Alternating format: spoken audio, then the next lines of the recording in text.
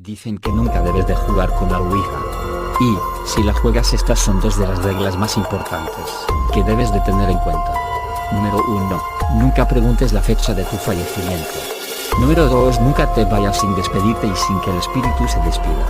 Aquí les dejo la historia de estos tres jóvenes que jugaron a la Ouija. Esta historia data del año 1998 en Bowie, Estados Unidos, donde tres jóvenes se aventuraron en esta historia terrorífica. Mateo y Lucas eran tres amigos adolescentes que una noche acudieron a una casa abandonada a las afueras de su pueblo.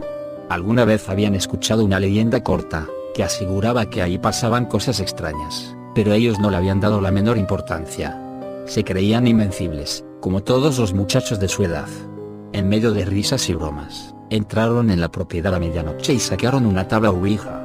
Después de abrir una sesión como era debido, empezaron a preguntar toda clase de cosas, sin tomarse el juego en serio. Ni siquiera se inmutaron cuando notaron que el puntero comenzaba a moverse, pues ninguno de ellos se creía que esa cosa pudiera cambiar de posición sola. Llegó un momento en el cual, al preguntar si había alguien acompañándolos, la respuesta fue un rotundo sí y únicamente Lucas empezó a sentir algo de miedo. ¿Quién eres?, preguntó Mateo, aún sin poder aguantarse la risa. En la Ouija, poco a poco se fue deletreando la respuesta. Hablaba con ellos una niña pequeña, que hace mucho tiempo había muerto en el lugar donde se encontraban. Lucas se levantó de inmediato y anunció que se iba a su casa, ya sin poder disimular el temor que se había apoderado de él. Sus amigos se burlaron de su terror, pero no tardaron en seguirlo al considerar que el juego se había puesto demasiado aburrido. A la noche siguiente, sin embargo, volvieron a acudir los tres juntos para volver a usar la Ouija. Lucas se veía extraño y sin muchas ganas de seguir con aquello.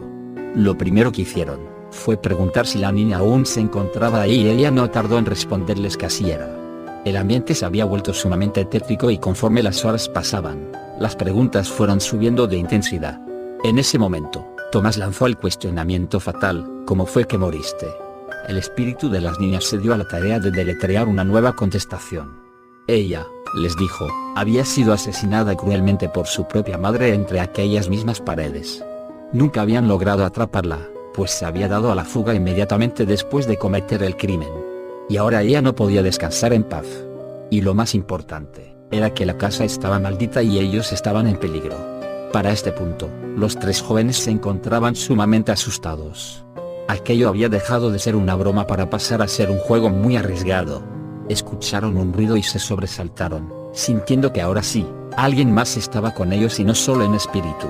Esa noche ninguno de los adolescentes fue capaz de salir de la casa. Al día siguiente, el pueblo entero salió a buscar a los muchachos, que no habían regresado a sus casas. La búsqueda concluyó en la vivienda abandonada, donde fueron encontrados sus cuerpos en medio de un charco de sangre.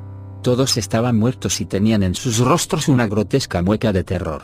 Desde aquel entonces, nadie volvió nunca a la casa.